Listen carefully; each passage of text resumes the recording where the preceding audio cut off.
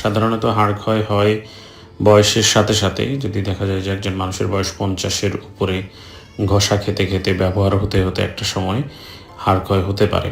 এখন হাড় ক্ষয়ের থেকেও মেইন কথা হচ্ছে এটার কারণে আমার কী সমস্যা হচ্ছে।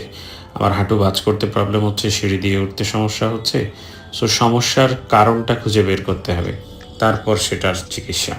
বডির কিছু ন্যাচারাল প্রগ্রেশন আছে, সেই অবস্থায় থেকে কিভাবে আমি ব্যথামুক্ত থাকতে পারি এবং কিভাবে দৈনন্দিন যে কাজকর্মগুলো আছে সেগুলো করতে পারি।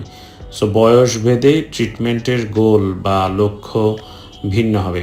যখন কনসাল্টের জন্য আসবেন তখন আমরা আপনার শরীরের পুরো হিস্টোরিটা শুনবো, আপনার ফিজিক্যাল এক্সাম করে দেখব এবং তারপর বুঝতে পারবো আপনার কন্ডিশনটা কী এবং সেই অনুসারে ট্রিটমেন্ট প্ল্যান, সেটা থেরাপি হোক, অস্টিওপ্যাথিক ট্রিটমেন্ট হোক বা অন্য কোনো কিছু যদি লাগে সেটা আমরা আপনাকে সাজেস্ট করব।